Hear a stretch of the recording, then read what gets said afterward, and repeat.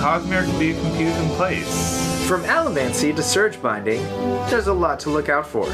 We're your hosts and escorts to the realms. I'm Griff. And I'm Alex. And this is the Silverlight Guide to the Cosmere.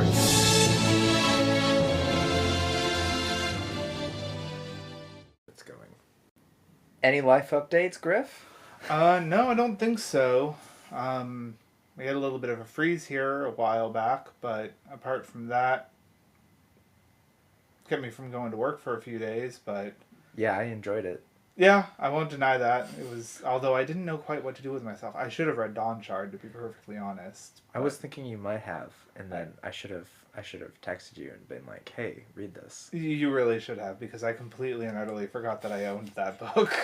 I need to get a bookcase, to be perfectly honest. I really do. I think they're pretty cheap at Walmart. Yeah, probably. I also need a place to put it, but that's a... You could buy a bin at Walmart. Put the bookcase in the bin. No matter where you go, it's not going to get wet. At least on the bottom. Well, oh, I see what you're saying. Yeah. Yes. Yeah, that would work. That seems less useful than it might be otherwise. Yep, it sure does. But on to Sanderson news. Yes. We've got the Lost Metal at 60% for the first revision. Yes, and then he said he had one short revision after that. Yep, where he'll go through it again. Right. And then he'll get onto Stormlight, because the Lost Metal will be coming out in November, right? 14th yes. or 15th, which coincides with Dragonsteel Convention. Yes. Minicon in Salt Lake City. Salt Lake. I will be having that on pre-order for the audiobook. Uh-huh. I've already got that pre-ordered. Oh, yeah. Fair. I had a credit, and I was like, I'm not going to buy anything else. I have a couple of credits, and so I need to put one of those towards... For sure. And then he'll, after he's done with the editing, he'll move on to Stormlight 5, which I love that he has named each of the books after a book inside the book. Oh, okay. And yeah. I see what you're saying. And I am wondering, the first two were books that had already been written, that the characters mentioned and built. You know, the Way of Kings was already a thing. Right, yeah. The Way of Kings was... And the Words of Radiance was already a thing. Right. And then the next two were written during at least one part during the series. And I'm wondering if the fifth will be a future book that will just be mentioned right at the very end. Either the very end or the beginning of Stormlight Series 2. That's right, yeah. So... Or will it be another book? And if so, is it maybe Zeth's book? Is it so on? That could be. It could be Zeth's. It could also potentially be Lif's, because she is maturing as a person. That's true. And so I could definitely see that. Or it could be Yasna. Could be Yasna. Though she was also the one that wrote Oathbringer, was she not? She did Dalinar asked her to do the... Oh, right. Asked her to do undernotes. The analysis, yeah. Yeah, what do they call them in the... Yeah, where it's... I know what you're talking about, yeah. The sub writing. Yeah. Right before Wax and Wane 4 comes out, and try to plan out a chronological re-listen. You might need to start now. Yeah. You're not entirely wrong. The Way of Kings books are... spoiler, if you haven't caught on by now, spoilers for all books from this point on. Because in Oathbringer, Azure mentions that she came across the cognitive realm about a year ago. So that puts Warbreaker right. Potentially. Because unfortunately, where Warbreaker ends, and where we see Vasher and Azure, or what was her fucking name? Navenna, yeah. We don't know how much time there was between they set off on their own journeys and they actually discovered the cognitive realm. But I would bet heavily that it definitely happens after the initial Mistborn era. And I imagine that it actually does happen within 20 or so years of Stormlight one happening. I will agree that I believe I believe that Warbreaker takes place in between the first Mistborn era and Stormlight. That's clear because we know that Stormlight 1 happens right before Wax and Wane. Yes, Stormlight Sequence 1. Sequence 1. All of Stormlight Sequence 1 happens before Wax and Wane. We know that Wax and Wane takes place about 300 years after Mistborn. That's right. So, yeah, no, that's no question. But, yeah, the exact timeline is hard to pin down. Because of the nature of investiture. That is also true. The fact that apparently investiture has a dilation aspect the same way that gravity does makes all of this far more complicated. Yes. Because we obviously see that Demo, whatever. We are our own director. Right, exactly.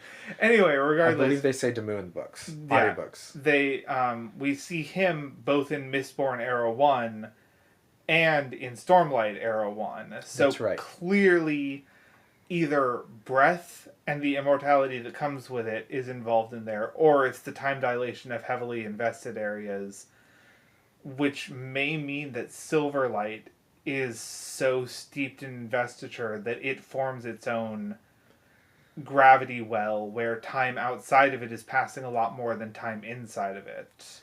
That does make a lot of sense, given that Hoyt is older than the Heralds.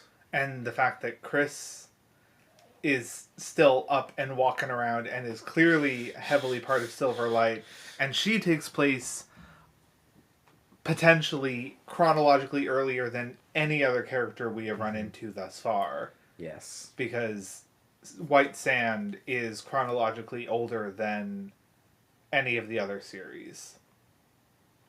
Good to know. Makes sense. Yeah. Makes sense. Chronologically, because Chris appears in the secret history of... That's right. Is it the... Mistborn, A Secret History. Yes. And appears in Wax and Wane and Stormlight. Wait, does she appear in Stormlight?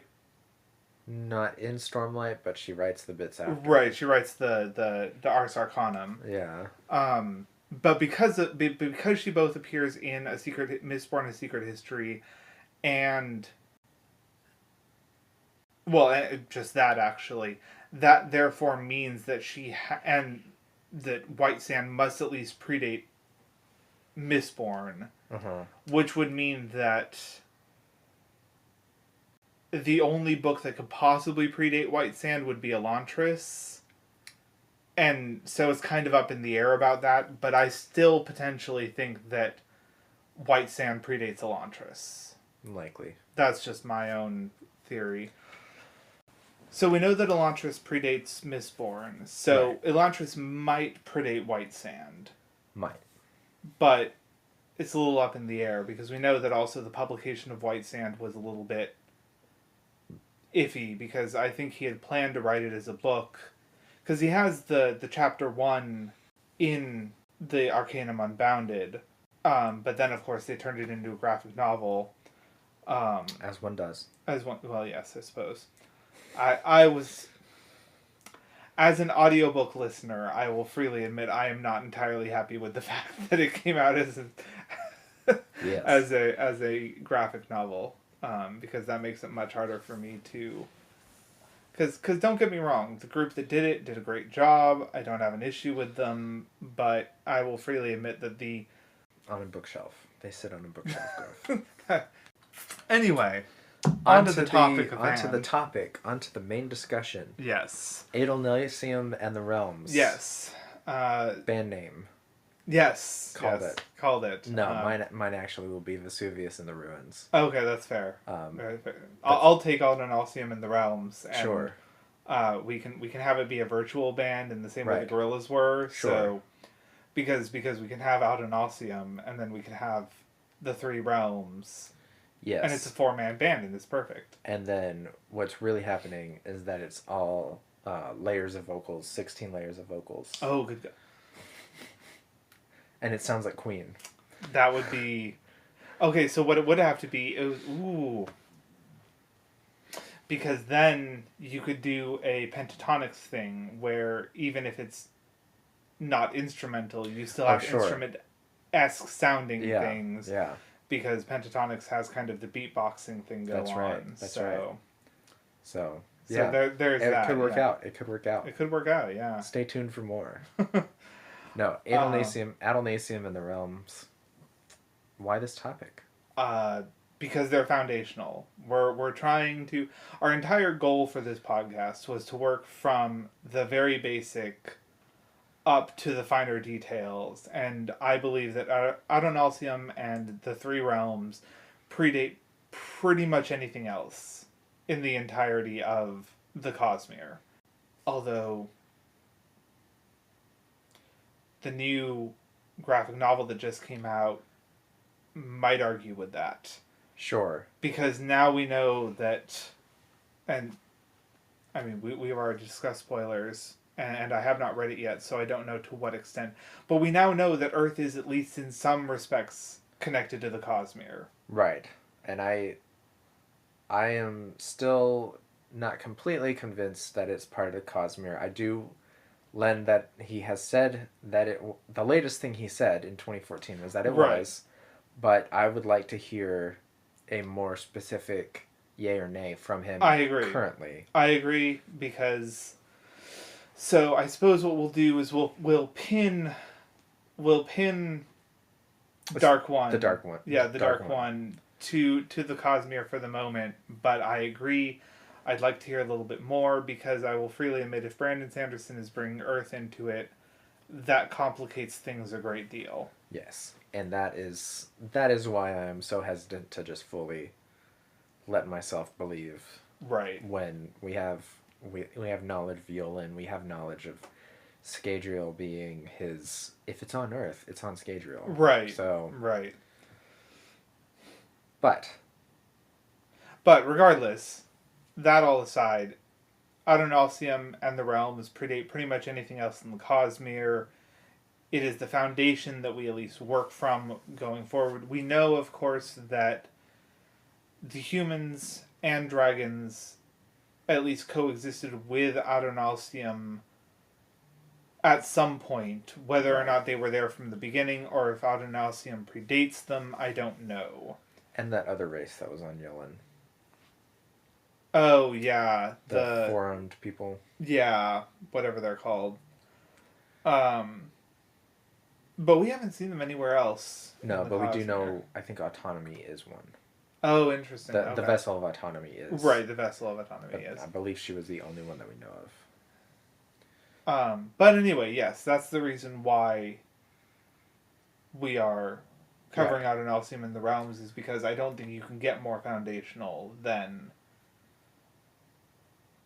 No. And we don't have enough on Adolnasium to make an entire episode out of. We'd have to go full Isaac Asimov to go foundation on... Any more foundational on... Yeah.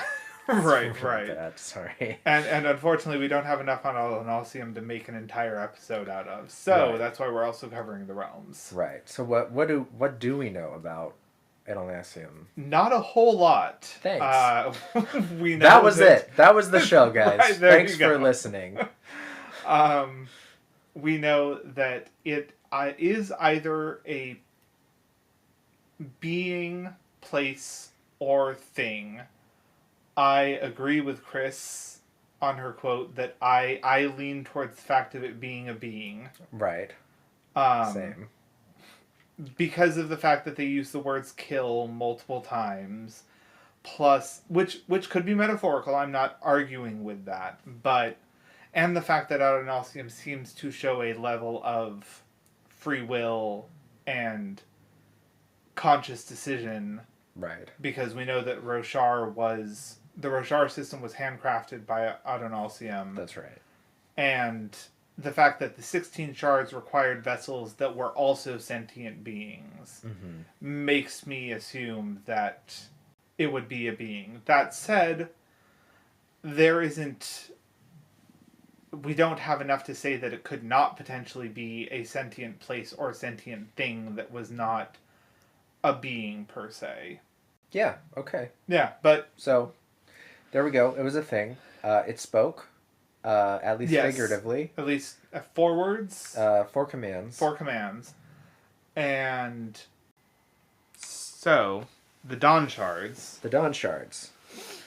As far as we know, the Dawn Shards were commands used by Adolnasium to shape the world.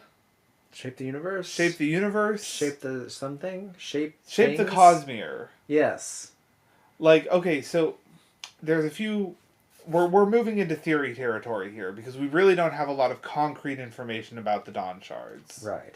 We have one, which is apparently the word of remaking, which ends up in Risen's head. Right. However, I'm going to say that the realms existed independent of Adolnasium. The physical, spiritual, the physical, cognitive, and spiritual realms.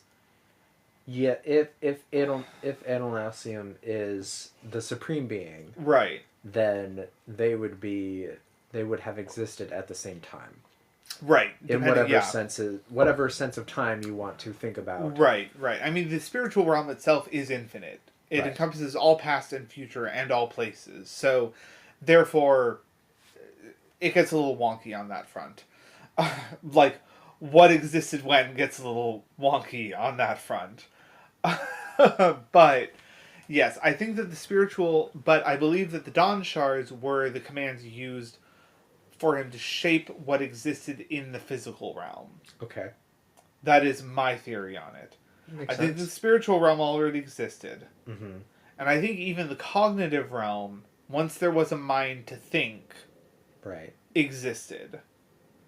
But I think the physical realm, while existing, didn't have anything in it. Sure. And I think that the Dawn Shards were used to craft all things in the physical realm. Right. Now, the questions that I have... Well, okay, there's some things we can infer from the shard that Resen gets, which is remaking. Okay. Or changing. Reshaping? What's the word? You don't have your copy of Dawn Shard. Not anymore. I don't have mine. I didn't bring mine with me. Let's see if I get any spoilers for the secret. Right. Books just going to Dawn Shard. The 4 primal commands that Adolnasium used to create all things. There you go. Which can supercharge the powers of anyone using an invested art. Interesting. Which is why they said don't bond a spren. Right. Okay, changes the... So I would say that, from my opinion, if one is changed, then one would be create and one would be destroy. Yep, that makes sense. The 4th one is a little less clear. Hey now, are you reading spoilers? Not that I'm aware of. Okay. Hold on, let me make sure it's not spoilers. Was it from an interview? No, it was from 2 years ago. Okay. It's from a word of Brandon. Oh, okay. Hoid was a Dawn Shard at some point in the deep past. Whoa, wait, he was? Not that he held, he was. Right. So Risen is a Dawn Shard. Oh, okay, so Dawn Shards are the ones who hold the... Okay. Yes. He can't... And the reason he even still cannot physically harm people or even eat meat is related to the changes made to his spirit. Interesting. Consider this the same fundamental principle as savanthood. The few of you who have read Dragonsteel know that him being a Dawn Shard was also the source of his immortality in that book, though the terms were different back then, as Dawn Shard was never mentioned, and Dragonsteel is no longer canon. Fascinating. Yes. Anyways, so Hoid was a Dawn Shard, and I'm assuming that is still canon. Yes. I believe so. I mean, I guess it's being carried by Risen. There's probably distinctions that are happening because of an imperfect human language. Right. Or not complete thoughts of Sanderson and whoever copied it to the wiki. Right. Let me say this. Canon information that we have thus far. Right. Is Risen is carrying it. It is called Change. I would say Create and Destroy would probably exist. Right. Now, what the fourth one is kind of unknown, because once you have Create, Change, and Destroy, what's left? Far Out Theory, Dance. You're laughing. If it's Dance, and I'm right, yes, that's... Maybe Movement, though. Maybe. Like, you could potentially consider that different than Change. Yeah. Because Change could be changed to a thing specifically, but not necessarily things like changing your position in time and space. Right. So Movement might be the fourth word. And maybe Hoyd was Move, or Movement, and that's why he's everywhere. That could be. There, we solved it. There we go. We got it. We don't have to read anymore. No. Forget the secret books. We got it. We're good. We figured it out. But something that was interesting about the Dawn Shards, though, that I found, was that when Risen absorbs one, she seems to get some effects of heightening from breath. Yes. Colors are more vibrant. Everything is a little more vibrant. Right. And I just found that interesting. I found it interesting that was specified. So did I. And I don't know what it means. I don't know what it means either, because Endowment would not be the first one I would think of when it comes to change. No. Cultivation would absolutely be the first one that I would think of when it comes to change. Sure. So why did change show some... It's indicated that it is different on a basic level than... It's similar to heightening, but it is fundamentally different. It is fundamentally different. Interesting. But yeah, that's all we have about the Dawn Shards when it comes, at least canonically so far. Yep. Although it does make me wonder if it's like investiture, and so that it can be like eaten by Chiri. I assume not. I assume not, because I think it would have already had it done so, right. Had that been the case. Right. But I definitely want to see Chiri become large enough for that Risen can ride her. And yes. And then become a chasm fiend, and then become a great shell. Right. I want to see Chiri become a steed for Risen to ride, so that she can become a fiend knight. Yes. That's just the name I came up with right now. Sure. That'd be going through Shadesmar with the Chasm Fiend. Right? I mean, well, to be fair, 15, 20 years are going to pass between Series 1 and Series 2? I have a feeling Risen might be more prominent in Series 2 and be able to ride Chiri at that point. Although this will also be a Chasm Fiend with wings. Chiri can fly. Unless all Chasm Fiends start out and then they lose their wings. True, it's possible. Yeah. It is possible. We do know that Chasm Fiends have Luxspren, which allows them to bear their intense weight. Yes. Without being crushed underneath it. And we do know that they're not inherently evil or antagonistic towards the creatures of Roshar. Oh, yeah. Insofar as the listeners at the end of Rhythm of War have one, and it's not killing them. Right. So, I do expect Risen to be immoral. Yes, I expect the Dawn Shard to give ageless, her immortality. Like Hoyd. And I expect her to be at the end. I expect all 4 of the Dawn Shards to be at the end. Under Hoyd's advisement. I was about to say, I have a feeling that Hoyd is going to play a big part when it comes to Risen and the Dawn Shards. Oh yeah. I expect he'll use them to recreate Adolnasium. Possible. But I think then up until the very last series, I think that we're going to see the Dawn Shards be separate. Yeah. I would expect them to be on different worlds entirely, to be perfectly honest. Like, one was kept on Roshar, but the rest are elsewhere. And it's interesting that it was hidden to the point where Odium, like the The gods don't seem to care? The shards don't seem to care about them? I don't think they don't care. I think they may not know. That's fair. Because I have a feeling that maybe unlike the Khandra, the Sleepless are not bound to shards. Sure. In any way, shape, or form. And I have a feeling that the Dawn shards...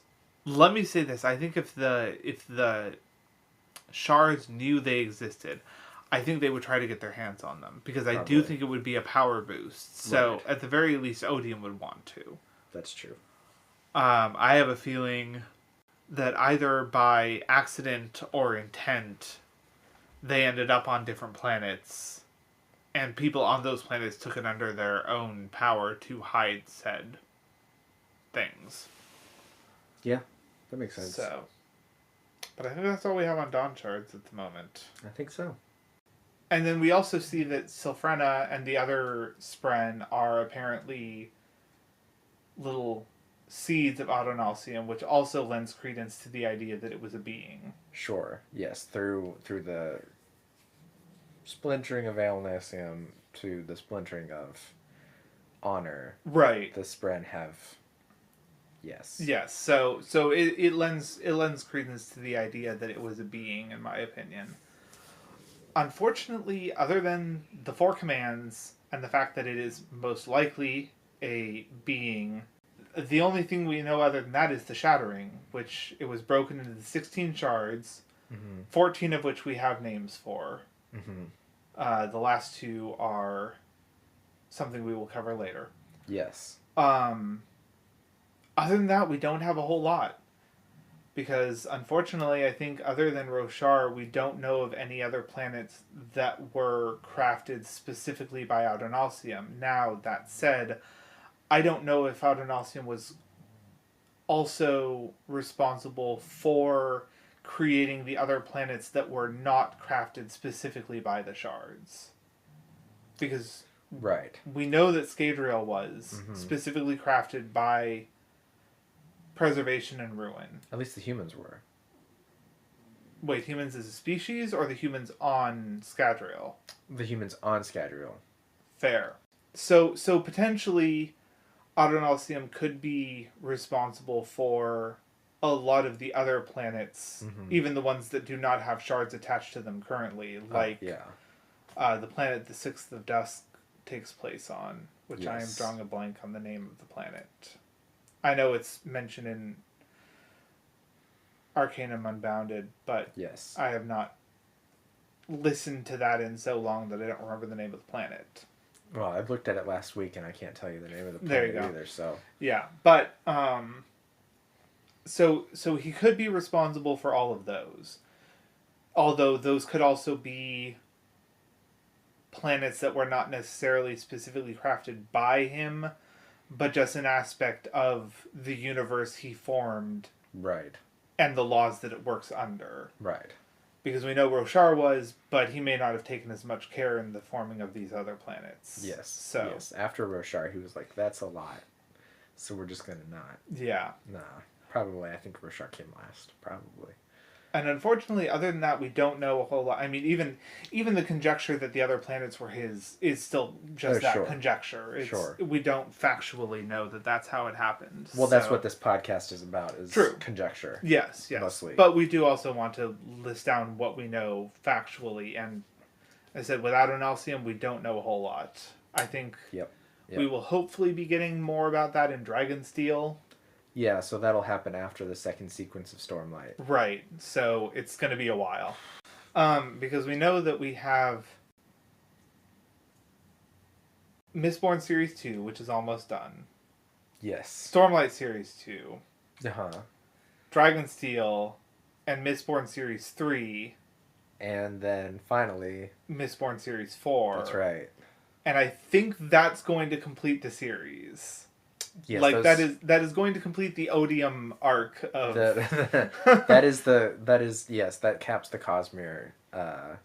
And he said after that he would still write, he still might write Cosmere related stories, but they would be like small little self-contained. Right.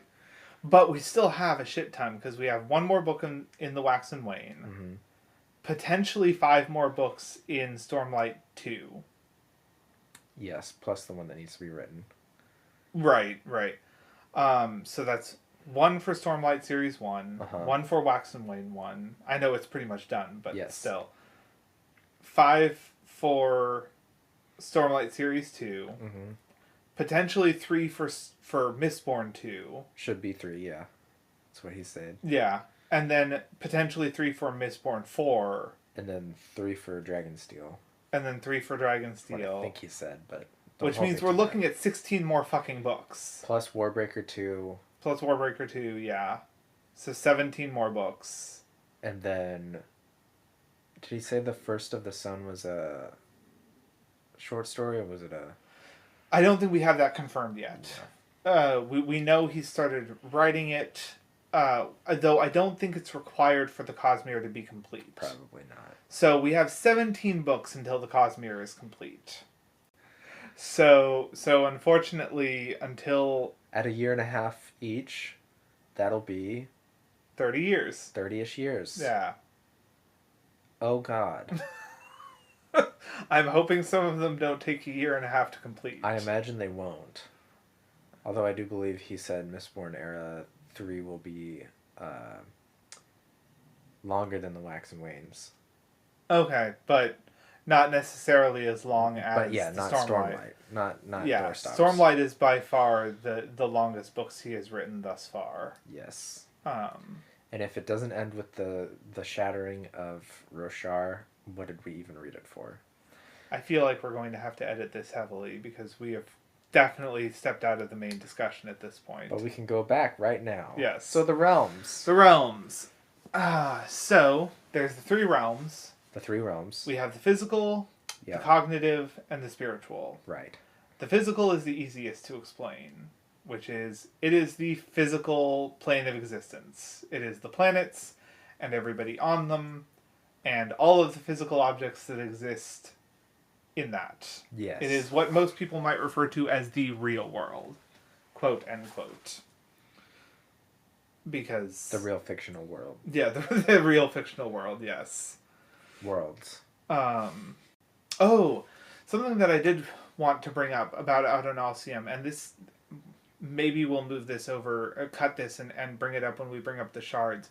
But, considering that Adolnasium was shattered into 16 shards, and each person gained a measure of power from Adolnasium and being shattered. Yes. Does this mean that people, if they could gain access to it, could take a shard of an already shattered shard, a sliver of it, and gain a measure of power? Because we know that Odium has...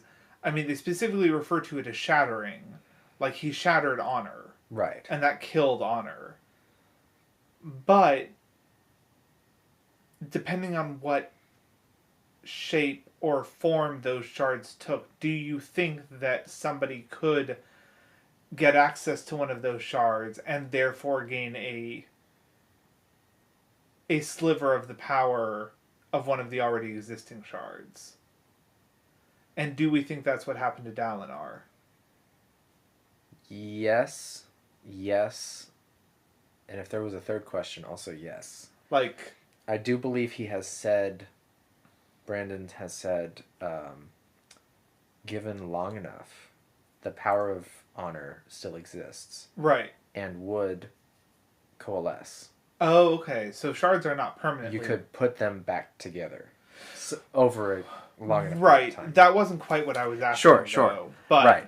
I feel like that might be what Dalinar was he gained a sliver of honor after honor was shattered, which is why he can open up honor's perpendicularity. Yes, because no other bondsmith could do that before. Right. Because no other bondsmith had bonded the Stormfather before or after the Stormfather gained what was left over of honor. Right. So the Stormfather has honor's splintered power, and Dalinar, by the nail bond, now has access to that power. Right. Yes. They did explicitly say that in Oathbringer. Right. So it'd be interesting to see that I wonder if that's going to be something that comes up in later stories with the other shards. Likely, and prematurely that brings us to my first far out theory, and that is that Hoid will be bringing Adolnasium back. Ah, yes. So he will be gathering all of that power. It's potent, yeah, and I think that's also why Hoid has been going through and getting the investiture of each of the different planets and therefore each of the different shards, because although he failed with Elantris, so that'll be interesting. Well, he could just walk over there in the cognitive realm and scoop up just a little bucket full of devotion and dominion. Yeah. He brings a door and he just painted an A on it. He's like, I got it. Got the Aeon door. But yeah, that was just something that did occur to me, which is like, if Adolnasium being shattered granted that power to the ones that shattered him, does that mean that somebody could come along and grab splinters of each shard and gain a measure of that power? Yes, I do believe so. Although we've seen it to some extent, because we know that Kelsier was granted a small measure of Preservation's power before Preservation died. Mm-hmm. And it was not quite allomancy, but it was able to grant something similar to... Because he said he was able to leap farther and run without tiring and that kind of thing. Yes. So we'll probably have to rearrange all of this to make it it's okay. Cohesive discussion. This is cohesive. Well, sort of. In the same way that the devotion and dominion are cohesive. Right.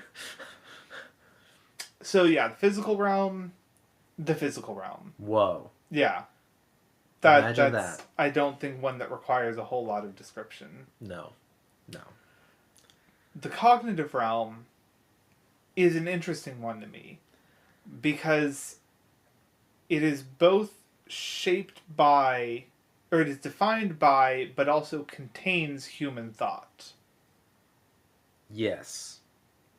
So, but it is also somewhat shaped by the planet at which it sits. Yes. Because we see that the cognitive realm for Stormlight exists in a vastly different form than the cognitive realm for Scadrial. And we haven't proven that it's only because Kelsier exists there. Right. I mean, Kelsier has a big enough ego that, Yeah. He made himself a god. Yes, he thought that it should be missed, and therefore it was. Yes. No. But yeah, so it contains, but is also defined by human thought.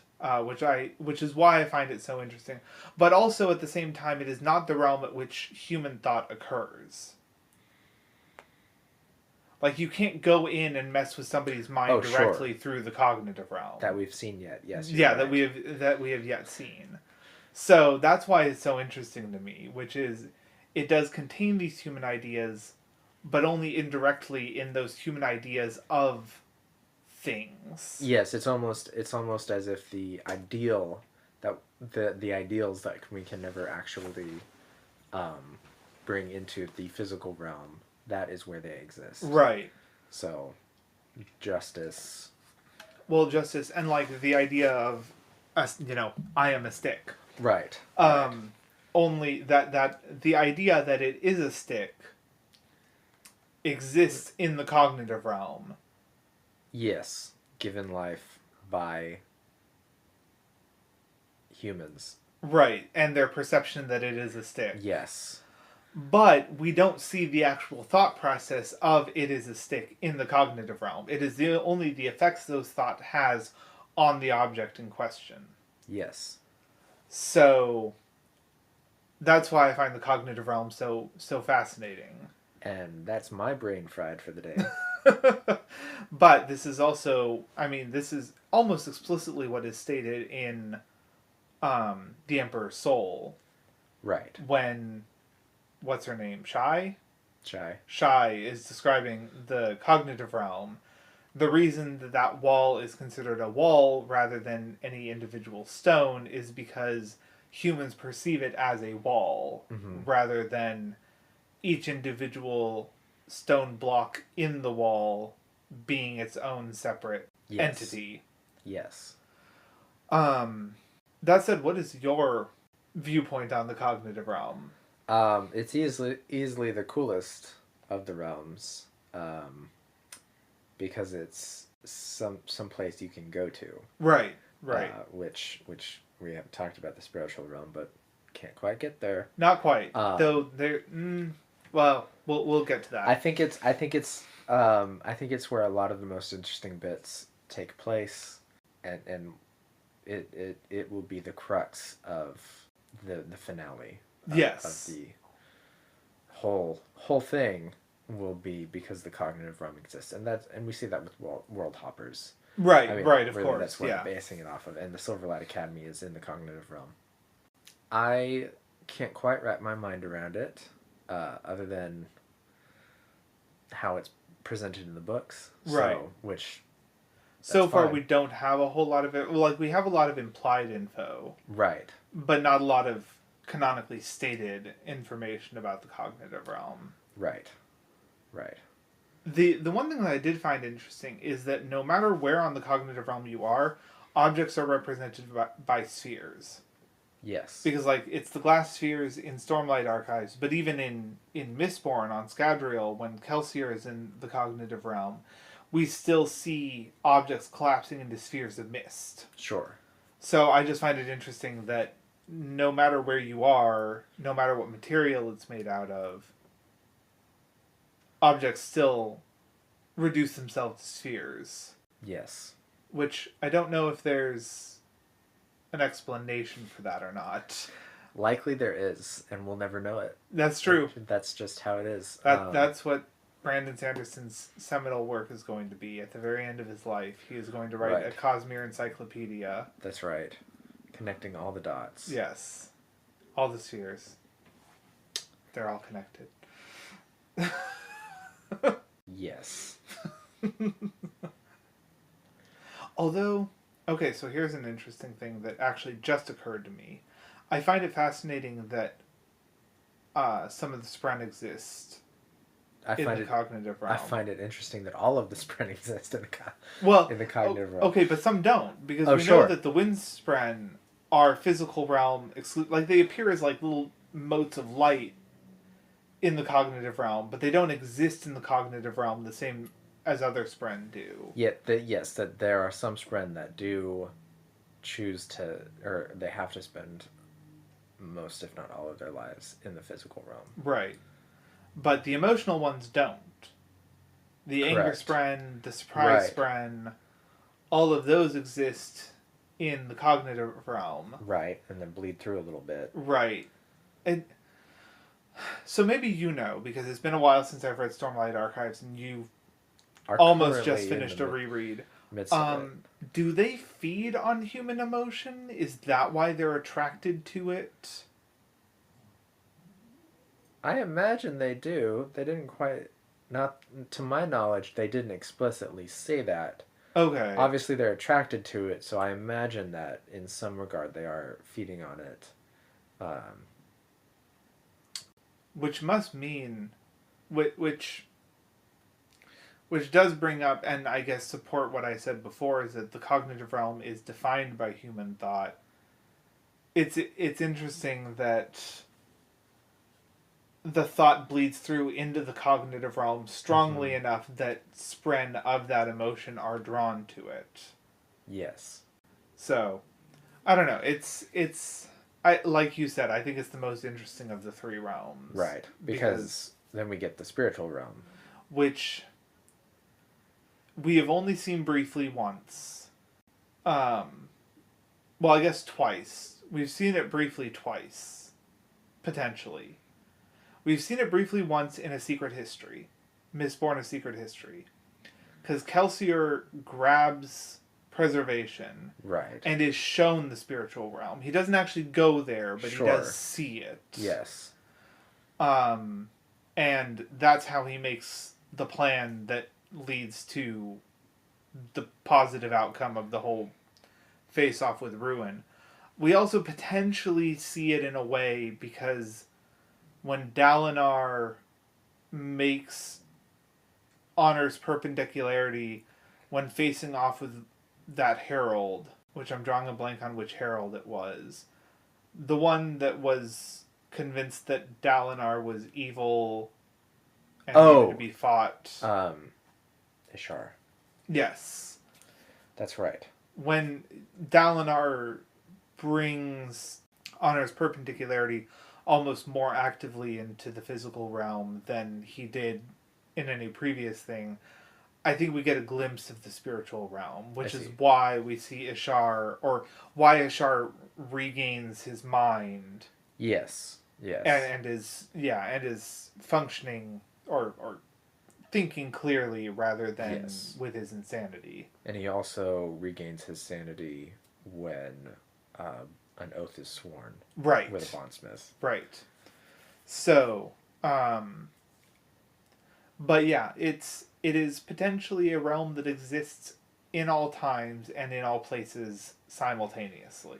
Connecting all things? Potentially.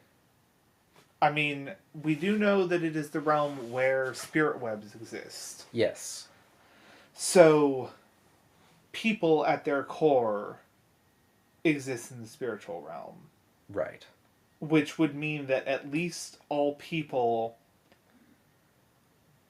all places, and all times exist simultaneously in the spiritual realm. Right. Because in the Emperor's soul, I believe Shai mentions that she changes the soul of the item. Right. So, before I read the Emperor's Soul, okay, I was under the impression that in the spiritual realm, yes, if we took, for example, one human, yes, that human is connected to everything that they have ever interacted with in their life. But in several other spots, which I'm drawing a blank on now, I think in the Emperor's Soul, it made it seem like we are all connected to everything, with the things that we've interacted with being stronger connections. Yes, but okay, so here's also another complication in the structure of the Cosmere. I'm not going to say this is a fault of Brandon Sanderson or even a criticism, but it is a complication. Sure. So we know that Shai does her transformations by affecting the spirit web, at least when it comes to people. Sure. That's the entire premise, is that she is trying to reconnect the Emperor, or reconstruct the Emperor with the stamps by affecting his spirit web. But we also know that she can affect things. Yes. Does that mean that things have a spirit web, or does that mean that she is affecting those things in the cognitive realm? Right. And so in my head, it's in the spiritual realm, and each of those things has its own spirit web, just like they have its own version of itself in the cognitive realm. So then, what are Surge Binders doing when they transform objects using the cognitive realm? Soul casting, Griff. Right, but what does soul casting do? Like, does that affect the thing's spirit web? Oh, I see. I believe it's I believe they're different enough in ways that I can't describe. Because Sanderson has said that he wanted them to be named separately but you make a good point. Because like literally they transform what they're touching, like when, and the fact is we know this can happen to people too, because Yasna, in that terrifying display of power, literally takes the guy and transforms him into crystal. Yes. And transforms another guy into pure flame before it poofs and vanishes. So what I understand is that it's two separate ideas. Okay. And in Emperor's Soul, Shai is she is not persuading something to be something else. She is changing its past history, and I assume its connections, to turn it into something else. Whereas Yasna and the soul casters are persuading it in that moment to be something else via the cognitive realm. So that's actually fascinating, because that means that a person or thing's essence is contained in the spiritual realm. Mm-hmm. But the structural integrity of what a thing is contained in the cognitive realm, but displayed in the physical realm. Yes. Which is fascinating. If you soul cast something, it doesn't necessarily mean that it's spiritual web, assuming that right. Let's assume you can't change the history of a thing by soul casting it. Right. You can only change what it is and becomes in the future. Right. And its spirit web stays the same. I think a spirit web is destroyed at that point. Well, insofar as the spirit web can be destroyed. Potentially. Right. Who am I to argue with that? I think it does affect the spirit web insofar as moving forward, its spirit web reflects that it is now something else. Sure, but it still has those connections. And that, again, depends on, is it connected to literally everything else in the Cosmere, or is it just what it's been interacted with? Which, at that point... I would almost say on that front that, what are they called? Soul marks? Yes. Is that what Shai uses? I believe so. That sounds right. It almost sounds like that is actually more powerful than soul casting. I believe so, but then it also takes more time. Right, it takes extremely more time. But the fact that she has that power, although there's also a vast limitation on that, which is because Dominion and Devotion exist in the cognitive realm for Cell. Right. Soul casting would only stay so long as somebody still exists on Cell. The changes that she makes are reliant on... Yes. And not only on Cell, but specifically close to the continent that Shai inhabits. Right. Because if like, in the same way the Elantrans are weaker the further away they get from Elantris. They should just make a bunch of Elantris.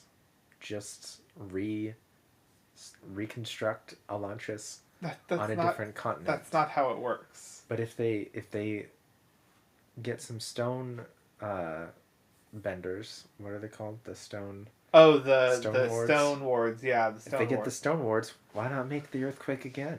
Why not make the okay, but terraform. Terraform. It is attached to the geographical location on Scadra or on Cell, not just the city that it stands. Duplicate the geographic location. It's easy, Griff. It's fictional. Sure. We can do whatever we want. But I do find it interesting that in a certain way, no realm is superior to any of the others. No, not in any objective way. Right. Subjectively, Roshar is the best. Well, I more meant the spiritual realm, the cognitive realm, and the physical realm. See. None is objectively more powerful. They just inhabit different areas. Right. But tell us, where do the shards reside? The spiritual realm, except Dominion and Devotion are explicitly in the cognitive realm. Right. And the reason that has been given, at the very least, is that Odium did not want anybody else to obtain their power. And so apparently moving them from the spiritual to the cognitive realm kept that from occurring. Right. Though how he accomplished that... the world may never know. Is something I have questions about. But apparently they exist as a very dangerous form of plasma in the cognitive realm for Cell. Yes. Which is fascinating to me because we know that Hoyd at least traveled there. Mm-hmm. And we know that some people have traveled off of Cell. I imagine that Hoyd had, here's a far out theory. Hoyd had a,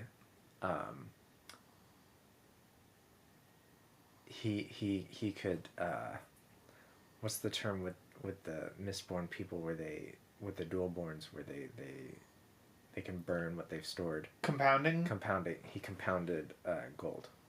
I mean, it's possible. It's possible. And honestly, the fact is, the way that, what's his name? The Elantrian that helps the main character. I'm drawing blanks on names. Galadon. The way that he may have actually been able to get off of World is that the Elantrians are pretty much impervious to damage. That's true. So he may have retained his Elantrian nature until he left Elantris, but by that point he was out of danger from the plasma of the cognitive realm. Right. Which, that actually kind of leads us into the fact that the cognitive realm is apparently attached to, but also separate from, the planet. Yes. And you can travel from one planet to another via the cognitive realm, but there is also apparently spaces between that cognitive shadows can't pass. Right. Although they kind of can, because we know that at least Kelsier was able to travel into the in-between realm because he reaches that one fortress. Right. So there's a lot of blurred lines right now in terms of what's doable. What we do know is that both the Heralds and Kelsier, Thydakar, have complained about not being able to move from one planet to another. Yes. So there is a hard limit somewhere. Right, which is why Kelsier created the Ghost Bloods, because they can get where he cannot. Right. But we do know that... But it is interesting that while the cognitive realm is tied to the planets, the way that world hoppers exist is by traveling the cognitive realm from one planet to another. We know that that's how Azure got from... I don't remember the world of Warbreaker. Nalthis? Now, that sounds right. Nalthis to Roshar. Right. And we also know that, well... So here's an interesting thing, which is... I have some interesting questions about quite how the cognitive realm and the physical realm interact, and here's the reason why. Okay. So we know that when shard bearers travel to the cognitive realm, their spren take on their humanoid physical form. Yes. They can't form into shard blades. Right. In the cognitive realm. Yes. We know this. It has been stated solidly. We know that weapons such as Nightblood have at least as much power as a shard blade. At least. At least. Potentially more, because Nightblood affected Odium in a way that I don't think any shard blade would be capable of doing. More specifically, the vessel of Odium. The vessel, yes, that's true. It did not affect the essence of Odium. Barely any. Any, but it definitely defeated the... And we at least know that the shards... vessels are stronger for having the shards within them. Right. We know that they are resistant to damage. But when a breath user takes an awakened item, such as Nightblood, into the cognitive realm, they retain their shape and do not become spheres. That's correct. So there's an interesting interaction, which is... when moved into the cognitive realm, is there still a sphere for that item in the cognitive realm? I'd argue no, and that there's some sort of persistence that happens when a human goes from the physical to the cognitive, because it's not just that awakened item, but also clothes. Right, all of those still exist. The weapons that Adolin brings in Rhythm of War, he loads up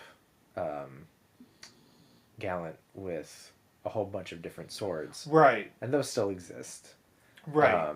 And I imagine that they don't have the little sphere of them still.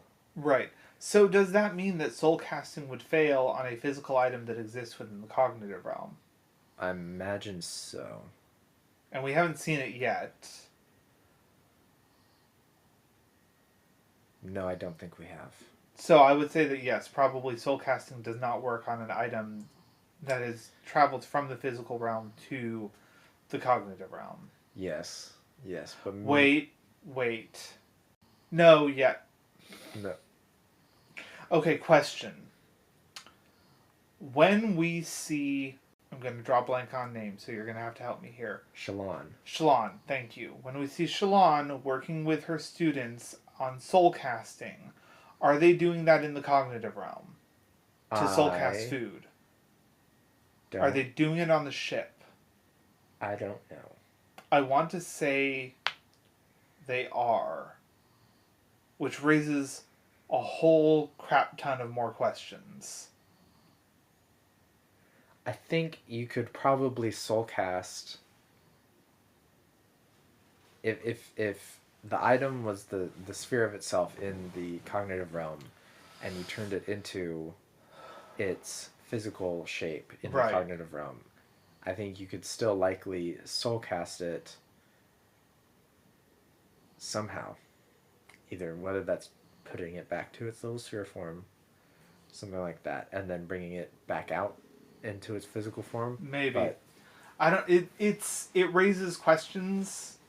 And, I mean, of course, this is a realm, or this is a function of things created by a human. So there are bound to be inconsistencies based on the fact that we approach storytelling with certain caveats in place that we understand purely from an intrinsic level as being human. Right. So soul casting is complicated, let me put it that way. Whoa. Yeah, shocking. Whoa. Blowing my mind here. But I would say that I think that... Okay, so here's an interesting theory. Okay. This is... It's time for Griff's far out theory. Yeah, far out theory. Well, not necessarily far out, but an interesting one. What if when you bring a physical item into the cognitive realm, its sphere and its physical form merge into a single entity? Mm-hmm. So therefore it can still be soul cast because the sphere is there. Sure. In quotations. But you also have the physical aspect of it because you brought it from the cognitive realm. That's as good a theory as any. I think it would at least solve the problem that we've been running into currently. Yeah. That's a question for Brando Sando. Yeah. And honestly, if we ever get to a convention, that will probably be the question I ask. I will want to go back and reread everything. Rhythm of War to make sure that they were soul casting in the spiritual realm. Yes, I should be coming up on that part fairly soon. Okay, so you can at least answer that in the future because I do want to know. Right. But if they are, then that is absolutely the question I would ask is, does the physical thing and its sphere merge when you bring a physical item into the cognitive realm, and is that why items can still be soul cast in the cognitive realm even though its sphere is not something you have access to? Yes. But anyway, that's the cognitive realm. And we have almost already touched on the spiritual realm, at least as much as we know. Right. Apart from the fact that apparently the spiritual realm is all white.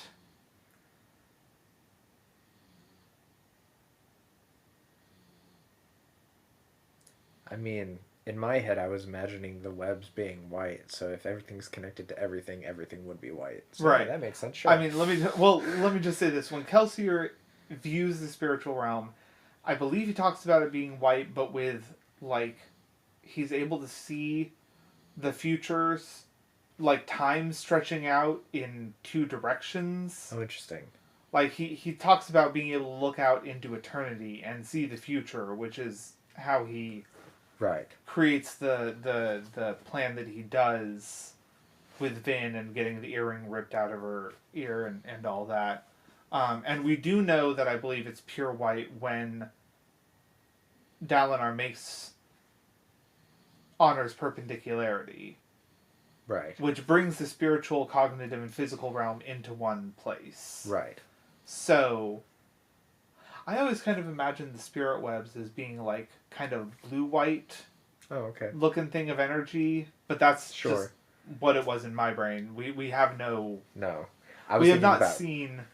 a flat black surface with cracks in it being the web going out. Oh, interesting. See, okay, the reason that I never thought of it that way was because they talk about creating cracks in somebody's spirit web. Right. Which is how emotional damage... emotional damage. But the reason that trauma is what allows investiture users. Right. Because we have had it confirmed that trauma is what allows somebody to be an investiture user, which from a purely mental health perspective is fucking awful. But from a dramatic perspective of creating a story that people will enjoy reading is brilliant. Yes. Agreed. Actually, I was watching an Overly Sarcastic Productions video, which for those of you listening, I highly recommend you check out their channel, Overly Sarcastic Productions. Red, that's the only name she's ever gone by as far as I'm aware. I mean, that's not her name, but that's the moniker she goes by. She does a series called Trope Talks, where she covers various tropes in fiction, and she was talking about the love triangle. Mm.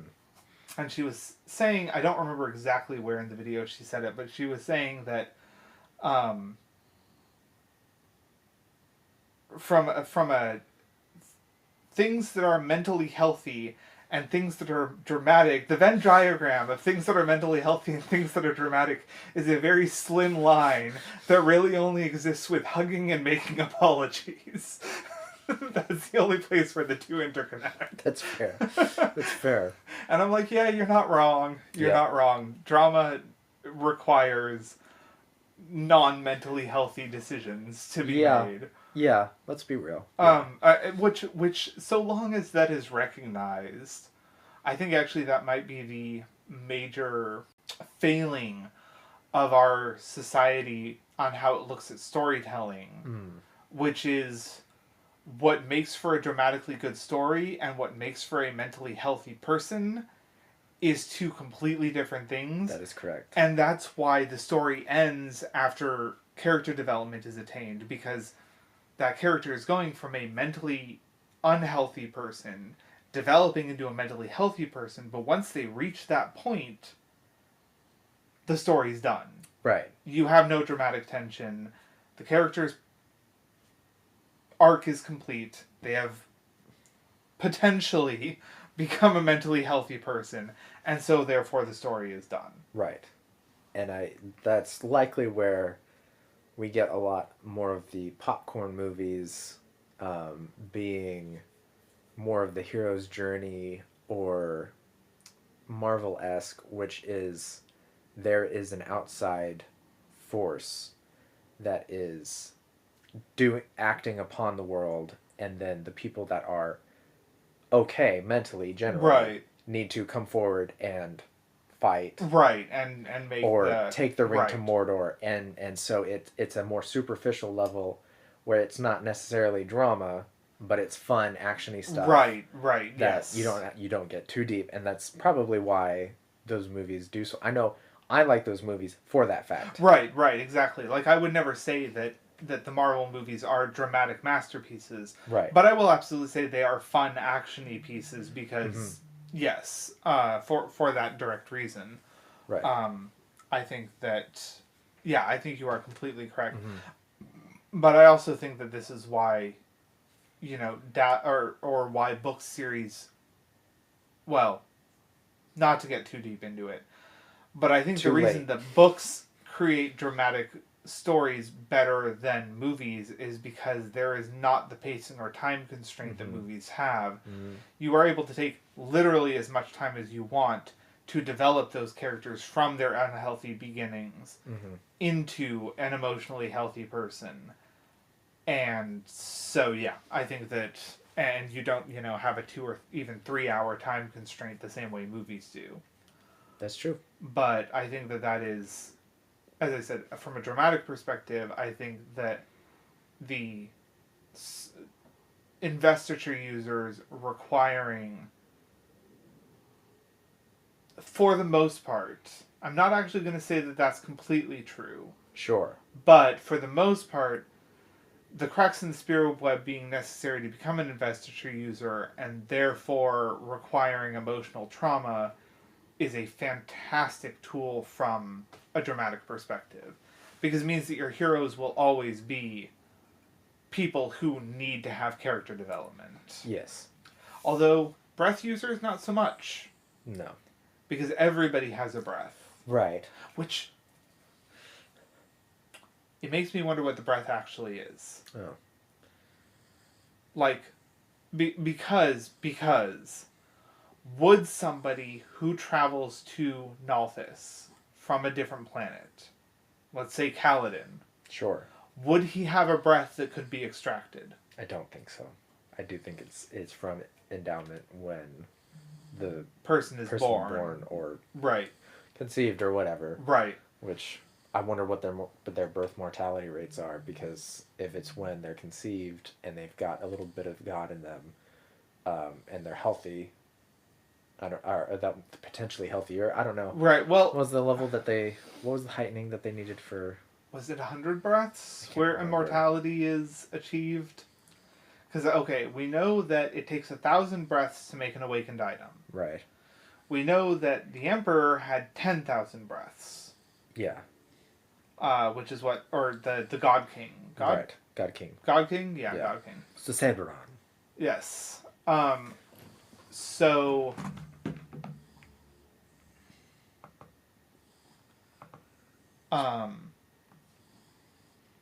So the fact is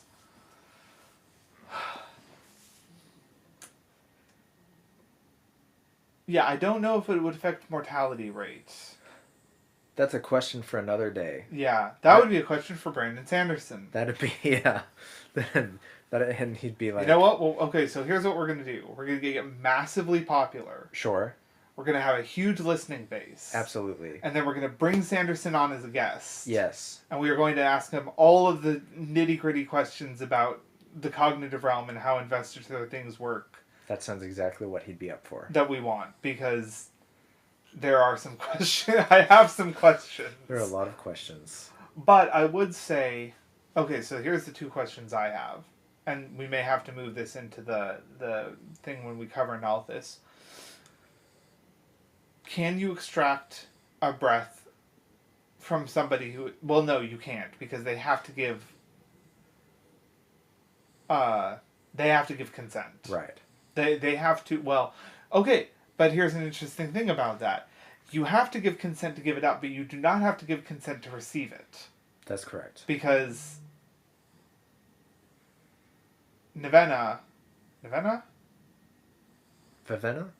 sorry. I was like, I'm not... Navani? Vivenna? Right, good lord. Vivenna has the breaths bestowed on her without her agreeing to it. Yes. For dramatic purposes. For dramatic purposes, yes. But I find that interesting, that you have to consent to give them up. Right. But you don't have to consent to receive them. I imagine that was a specific decision. Oh yes, I completely imagine so. But yes, so that could be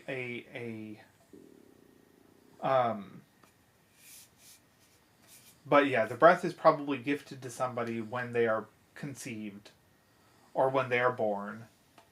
Could give an interesting thing to somebody drawing their first breath. Yeah. But anyway, but we also know that breath can be used outside of Nalthis the way that all investiture can, because we see Vasher use it. Yes. When he's fighting Kaladin. Yeah. And we don't actually see Vivenna use any of her breath in the actual fight scene of her as Azure on the... Do we? Because I don't think we see much of her at all. We just see her using the blade. I thought it mentions that Kaladin mentions that she's moving in ways that do not make sense. Maybe it does. It's been a while since I read it, so I'd have to go back and review. Honestly, I fell asleep. I listened as I fall asleep. Okay. And I had fallen asleep during that part. And I didn't go back far enough, and then I was like, I remember what happens. Right. So now, obviously, I don't. That would have been useful to just another 20 minutes back. Anyways, here we are. I will say that it is interesting. Yeah, breath is one of those that I want more answers on exactly, because we clearly know from the scientific research that they do. Right. Like the commands that awaken the are they called the Awakened? No. What are the dead? The dead that are reanimated. There's a term for them that they use. I don't remember. Okay. But regardless, the fact that they only take one command and therefore one breath to make was an advancement of the research into breath. And also that is apparently how Nightblood was created as well. Was the research into breath. And then the liquid that they make for the Awakened. That's, I think, supposed to replace their blood, if I remember correctly. That oil. Like that's also apparently part of that research. So I hope we will cover more of that in the second Warbreaker. Hopefully. Probably not, but hopefully. But hopefully, yeah. Well, it's time for some far out theories. Yes. So we've already mentioned Hoid will bring Adolnasium back together. Right. I think... Sazed would die. My far out theory okay. is I have a feeling that we will see somebody die, go into that point that Kelsier mentions, that all the sword, the beyond, and come back. I don't know who, but I think we will see it at least once. Okay. I feel that somebody will go into the beyond and find a way to make their way back. Interesting. Yeah. I don't know if it'll happen. I don't think it'll happen in the next few. I think it might be a not just a series finale, but a arc finale.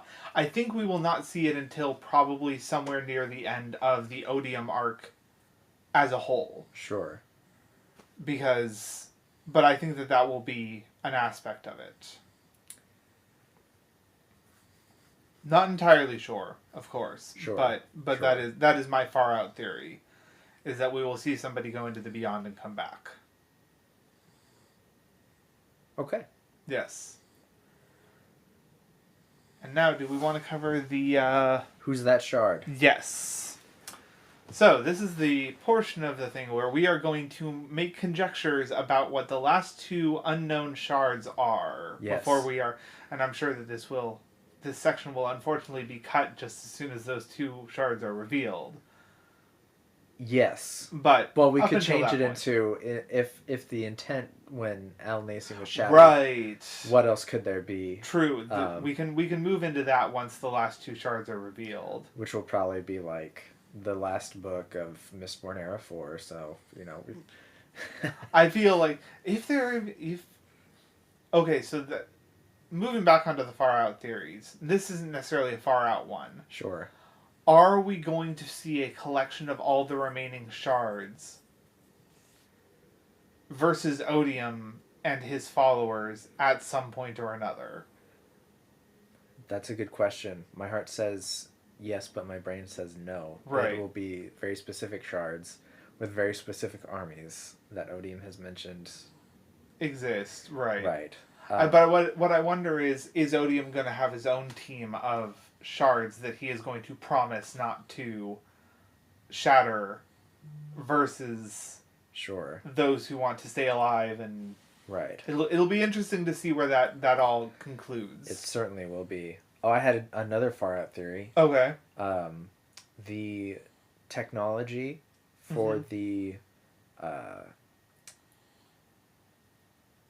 wow, your theory has the oath gates. Oath gates. Oh yes. Oath gates will be the technology, this brand technology, whatever it is. Right.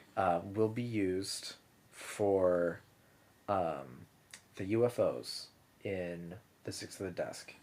So far out that the technology is crazy good. Okay. I think that the oath gates will be used to move people from those ships onto a specific world.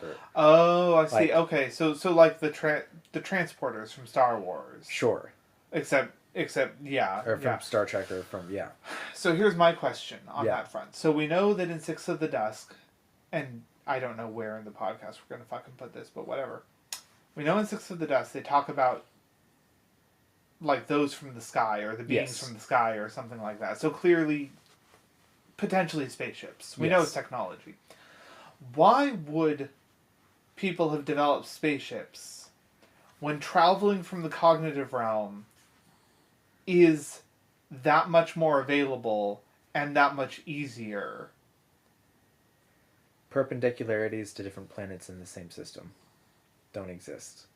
Perpendicularities would only exist from, let's say, Rochard. Oh, but right. From... Only those bounded shards have perpendicularities. Right. So to go from Rochard to Braze, it may be more feasible to create a spaceship. Right. Then. So bigger question. Alternatively, the cognitive realm is no longer safe. How do the planets of the souls of the singers travel from Rochard to Braze? Odium's perpendicularity. You think Odium has a perpendicularity on Braze? I do. Okay, fair. Because the heralds also come back. Right. But still, there are plenty of planets that don't have perpendicularities and still have life. Sure. So yeah, I completely understand that. Yeah, a spaceship would allow travel to that world. And plus, you have to be at least somewhat invested to be able to travel to the cognitive realm. And we also know that not everybody has that capability. Mm-hmm. Because Hoyd does. If you are an Else caller, you can. I still don't know how, like, Douladon got into the cognitive realm. Galadon, or Galadon. Or Demu. Yeah. Like... I imagine that... I mean, Adolin doesn't have any, and he went through an oath gate. Right, but I mean, like, most planets don't have oath gates. Sure. So... Sure, yeah. Yeah, it's just one of those things where it makes me curious as to how other people, like, is there an Elantran set of symbols that allows you to travel to the cognitive realm of Cell? Maybe. Probably. Let's be real. Yeah, probably. I mean, like, but it does make me interested to find out how some people have found a way to move from the physical realm to the cognitive realm. Right. Because going from the cognitive realm back actually makes a lot more sense, because you can see the perpendicularities for what they are in the cognitive realm. Like the well and the other well, the mines before Kelsier destroyed them. Right. And like I guess there's the pond in the mountain. Yeah. That is what, cultivation's perpendicularity? Yeah, the lake. Yeah, it's cultivations. Yeah. But yeah, it makes me interesting how world hopping exists and how some people got the capability of doing so. Because, like, Demu, he has no investiture that we know about thus far. Right. But is still a world hopper. So, and we know for a fact that, what's his name? The leader of the Ghost Bloods on Rochar. Yes. The guy with the bird. Mraze. Yeah, Mraze. I don't believe he has any kind of investiture that we've seen. That we have thus far seen. Could be anything. He could be a Alamancer, and we'd never know. It's true. At the moment. But who's that shard? Right. Who's that shard? So, would you like to go first? Sure. for this week, I'll say wisdom. Okay.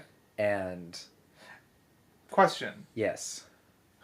Since we're going to be covering this later, but I do want to have it be part of this. Who is wisdom a counterpart to? Odium. Okay. Because, as you know from my beliefs on that, a 1-to-1 is unlikely. But if it was going to be a 1-to-1 counterpart, right? I would say Odium, but I would say Odium for a lot of things. Fair. And I think I'm going to be stealing a little bit of your reasoning here in that I do believe the shard wisdom. Sanderson has said that there is a shard that has ran and hide. Right. And I do believe that could be wisdom, knowing that he does not stand a chance against Odium. Right. And Hoyd in Oathbringer, briefly, in a kind of offhand way, so I'm not saying this is 100% proof at all. Right. But he does say something along the lines of having met wisdom, or wisdom doesn't like him, or something like that. Okay. Or wisdom doesn't get along, or something like that. I'd be hard pressed to find the actual quote. I might go grab Oathbringer here in a bit. He might have made it metaphorically. Exactly. But in that moment, I was like, oh. Right. We've gotten a letter from Autonomy saying, yeah, I'm making another avatar that's specifically not going to like you, Hoyd, so don't come and find it. Right. In that way. So, also, bitch that she is, she put that back on his home world. Oh, no. Yeah, I didn't realize that. Yeah, apparently that is Hoyd's home world, and that's where she stuck it, so... Well, we know who Hoyd's killing first. So that's really all that... Jesus, Wolfie. That was creepy. Oh, yes, so we've said this in episode 0, but we'll probably repeat it a few times throughout the series. If you hear dogs and or cats in the background, there are animals in the places where we're recording them, so they're almost inevitable. They're cremlings of the sleepers. Yes. So that's really all I've got for mine this week. What about you? Well, okay, first I'm going to have some opinions on your... Sure. One, I don't actually think your idea about wisdom is so far out there. Sure. However, I disagree that it's the one that Hoyd refers to that ran and hid. Okay. I would say, personally, I believe that if there is wisdom, it is a counterpart to whimsy. Sure. That makes sense. And I believe that we have not yet encountered it. Sure.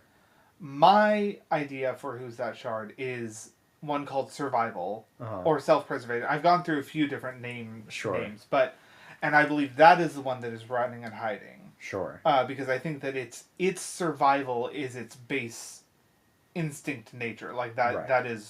that is what the shard is all about, is making sure that you survive regardless. And I believe that it is the counterpart to Valor. Okay. I think the Valor is the idea of fighting and or sacrificing yourself for bravery. I think it's the counterpart to bravery, basically. Sure. So where bravery is going up against something that you fear and going through with it anyway.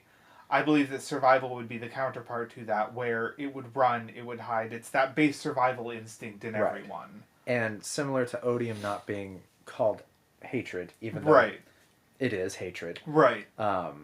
We could say that survival is cowardice. Right. With a different name. But a different name. With a better name. So yeah, I'll agree with you. I don't think the name would be survival, but I do think you make a strong argument for it being a counterpart to Valor, and Brando Sando has said that one ran and right. Well, yeah, that's where my theory came from, is that there was one that ran and hid, and I believe that it is the counterpart to Valor, and whatever it ends up being named.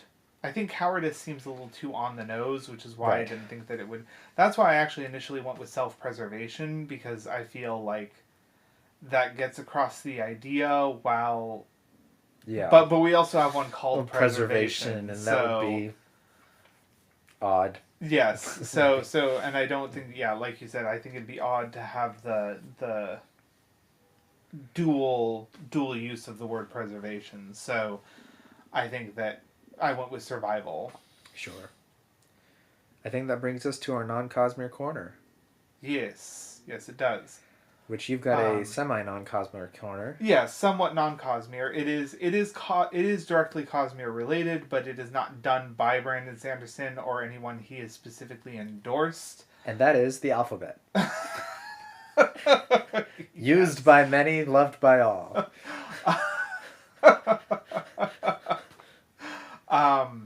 It is a soundtrack called Kaladin by Black Piper, I believe, along with various artists. It is on Spotify. I do not know if it is on any other music streaming service. But it is a direct soundtrack for Way of Kings. I mean, like, the tracks have names such as Stormbringer or Assassin in White or Silfrena. So, and I believe it actually chronologically, the tracks are in order of where they would appear in the books. Though they are not long enough where you could read the book in time with the soundtrack and get through it fast enough. No. But they do move in chronological order of what happens in the book. And it's quite good, honestly. I think that it is. I have listened to Stormbringer several times. Nice. Or no, not Stormbringer, Stormblessed. Stormblessed. Yes. Several times. And it is quite good. So, and you, I believe, had a very non-related, Cosmere-related... Right. We have the Elden Ring video game came out. And I believe that Cosmere fans, if you play video games, would greatly enjoy it. I have not picked it up yet. I'd like to. Time is short, but Brandon Sanderson really likes the Dark Souls games. Right. And this is from those makers. It has, from what I've seen, I've watched several hours of people playing it. It's very... It's directly... Is it Souls-esque? It's Souls, but it's instead of being a linear, confusing maze of open a secret door here so that you can, after you easily get back. Right. It is open world. Oh, okay. All right. And the story, the lore is written by George R.R. Martin, which Sanderson has said will probably do a great job. Right. So I imagine if you like the Cosmere lore, you'll probably... If you haven't played Bloodborne, I really enjoyed Bloodborne. I had to watch several videos on the lore to really understand it. That's how deep it goes. But it's very interesting and, fear the old blood. There's the sun. Yes. So, yes. And I think that's... that wraps up what I had. And I think that's this episode. And then there's still the miniatures coming out this summer. Oh, yes. Which I will probably be picking up a set of. Is that on a Kickstarter? Not yet. Okay. I do think they plan it to be a Kickstarter, and I don't know if it's like printable files or the actual set of them that they'll send out. I imagine it'll be both. Probably. Let me know, since you tend to discover those things before I do, let me know when the Kickstarter goes live, because I will... Yes, it's through Brotherwise Games. They have a page set up where you can enter your email to get where you updates. So yeah, I still check, even though I haven't received any updates, because the figures they have for Shallan and Kaladin look real good. So... That's it, yeah. There's... I'm personally hoping for, obviously, Kaladin and Shallan. Right. Dalinar, Adolin. Yes. Hoyd. Yasna. And then I'd love some Parshendi. I hope Seth. Yes. I hope we get Zeth. Zeth would be awesome. Lift. Nail, the Herald. Actually, okay, I want all the Heralds. Yeah, if we put in all the Heralds... They've said something around 20-ish figures for the first... Let me say this. I at least hope we get, if not all the Heralds, at least the Heralds that we have seen thus far. That'd be good. So... Nail. I don't remember any of the other ones, but the one that comes Ash, back. Talenlaw. I haven't ever said his name out loud. Taln. Yeah. Talenel Elin. Talenalot. Right. Those ones. Tal. Yeah, Tal. Talm. Nail, Talm, Ash. Right. Who's Palm also. Yes. And then Ishar, we've seen. Right, yes. And Yezrian died. Right. Which I didn't catch the first time at all. I hope we do get some singers. Yeah. Or some Parchendi, like you said. Relaine and Venli, ideally in their final in what at the end of Rhythm of War. Right. Where they're We've got we've got the envoy in the war form with Relaine. So there's some difficulty with those figures, from my point of view, and here's the only difficulty that I have, which is since they are canonical. And are they going to come painted, or did they say? They didn't say. On their site, they do have unpainted Shallan and Kaladin with a painted Shallan and Kaladin. And Gotcha. Again, that's why I think they'll give files and possibly printed set. Trying to use the figures for anything other than, and here's the thing: if I ever complete that Stormlight or the Cosmere. The Cosmere tabletop RPG, I at the very least would never run a game nor want to play in a game where we're using canonical characters. Sure. I want to run alongside those canonical characters potentially, right. But I don't want to play the canonical characters. Right. I just want them to paint. Fair. and to be fair, actually, if I run a Cosmere game, there's a good chance that you'll run into Stormlight characters, so having the figurines for them may not be a bad thing. Yeah, but I'd love to see some, because they're working with Dragonsteel, the company. Right, Sanderson's company. I'd love to see some shard plate. Yes! If that would be really cool. If you give me 2 or 3 poses and 2 or 3 generic shard plates, you could do various colors, and then all of a sudden you have 4th ideal. Right. Yeah. Yeah. Well, and actually that would be really nice, because the fact is that that would be the nice thing about the files, which is potentially the files, they could release a lot more than just the figurines themselves. That's true. And so that would be nice. And if they did shard plate, generic shard plate users, or even honestly canonical shard plate users, the fact that the shard plate covers the entire face, that's right, and body, even if it is specifically Dalinar's or Adolin's, you could easily repaint them into something else and just have them be generic shard users. Right.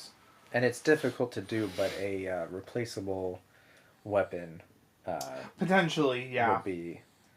Though, I mean, I suppose unless they're people that got their shard plate as non-surge binders. Yes. Well, but, I mean, shard blades can take any form. So, because, Kaladin typically uses a spear. Yeah. I'd love to see Lift with a fork, with a shard fork. Yes. Or she uses a rod currently, doesn't she? It's kind of in the shape of a sword, but it's more like a baton. It was in Oathbringer. At the end of Oathbringer, she summons Wendell as almost like a training sword, where it's a rod but it has a hilt. Right. It's like So that's what I said. Kind of almost like a baton. Yeah. In a way. Yeah. Yeah.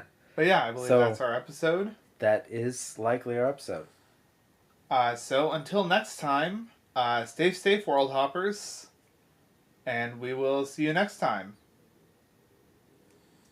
Yes.